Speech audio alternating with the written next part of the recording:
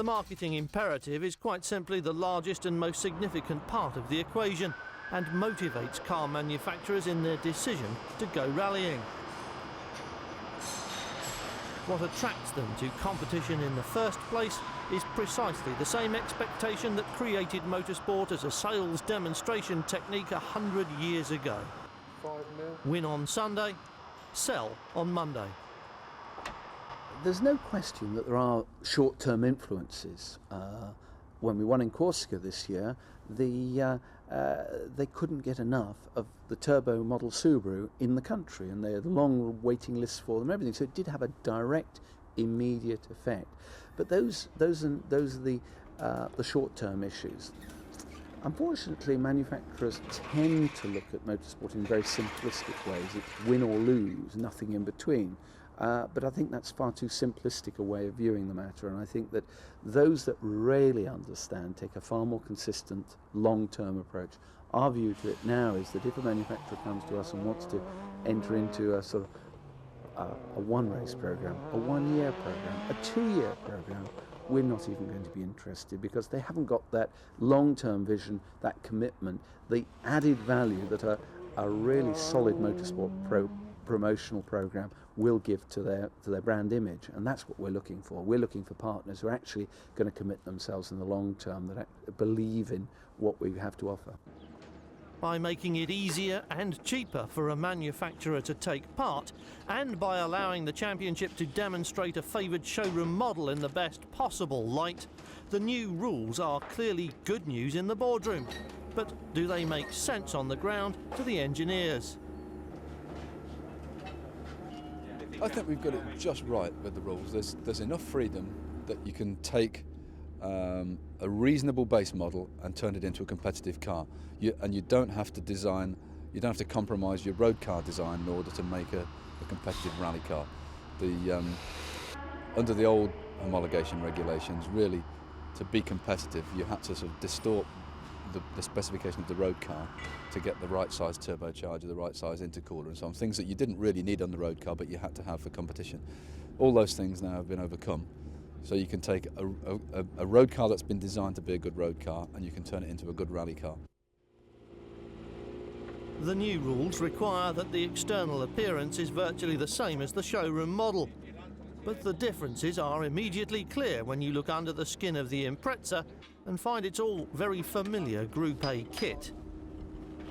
Where Group A regulations allowed small changes to be made to cars which have to be available to the public in the showroom, thereby forcing manufacturers into short, unprofitable production runs, the new rules are based on large production families of cars built in runs of at least 25,000, to which considerable changes can be made. Given that starting point, the manufacturer, usually in conjunction with a specialist engineering company like ProDrive, can add four-wheel drive, a 2-litre turbocharged engine, and all the electronic bells and whistles. That brings in the engine management, electronic diffs and sequential gearboxes, and even basic engine details like inlets and manifolds can be redesigned, although the 34mm inlet restrictor is mandatory and restricts output to a theoretical 300 horsepower. While the reasoning behind that rule is clearly obvious, it also harks back many years and perhaps fails to address one of the main grievances the drivers shared about Group A. That the narrow power band common to the Group A cars, because of those restrictors, made them nervous on the stages and difficult to steer with throttle and brake in the approved fashion. Even with the design freedoms allowed elsewhere, that characteristic is still present in the new cars. Basically, it's very much the same as the old car.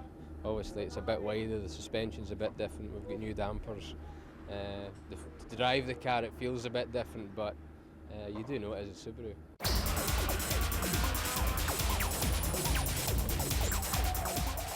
Obviously, the car's very good to start with, and the main thing for a driver is just to fine-tune the car and to get a car where he feels very confident in it, and that's what we've been doing gradually during the season, just before every rally, is learning the car really, and learning what settings we need to use to get the car to feel the way we want it to feel.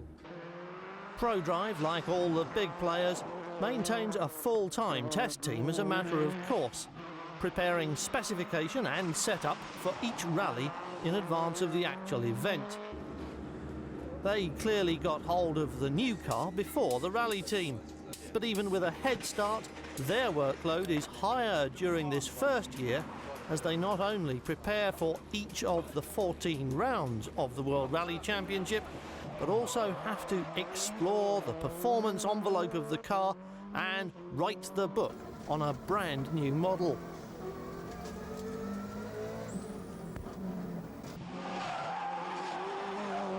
Since we've altered the car, we've had to go in a different direction. The car's wider, it makes a big considerable difference to things, and optimising it, so we're trying to get as much mileage which covers general more so than actual for each event. This bit is far from glamorous. It involves team and drivers in a series of endless repetitions, followed by comparison of the data readouts, followed by tiny changes and yet another repetition as they methodically iron out problems. Where we have had problems, our weak point, be it a certain type of surface, a certain type of road, fast, slow or twisty, where our weakness is with the car, and we would look to go to that kind of road to develop that side. Where we feel we're slow, we take a lot of split times and that sort of thing on events, and we see where we lose out to our competitors. So that's what we would look for.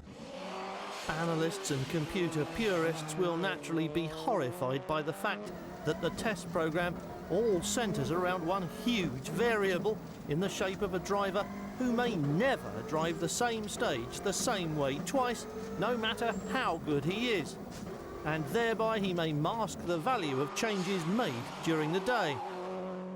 We have an agenda when we come to a test. We know the direction that we want to go in with developing the car. We think we know where the pure performance improvements are going to come from, but you have to recognise that rallying is special compared to racing in that you haven't rehearsed, you haven't been 100 times around every corner. There isn't time to establish exactly what the performance limit of the car is. The driver has to be able to judge it. So he has to.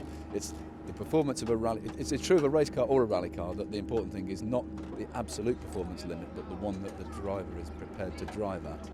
But with a rally car, that the difference between the two is quite big.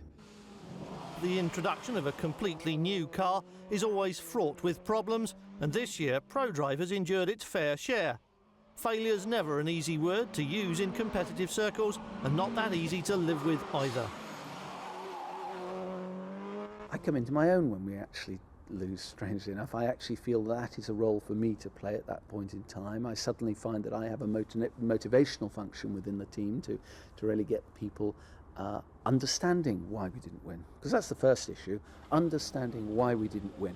And normally you'll find, say there are 100 people in a team, we will find out that there is one issue that caused our failure. Maybe the driver crashed, right?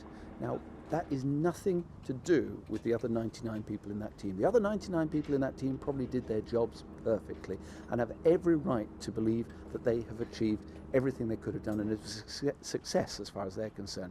That one person has a small problem that weekend. But, you know, the engine failures we had earlier this year, sure, we had a technical problem in engine. Everybody else in that team, from the drivers down, did a brilliant job.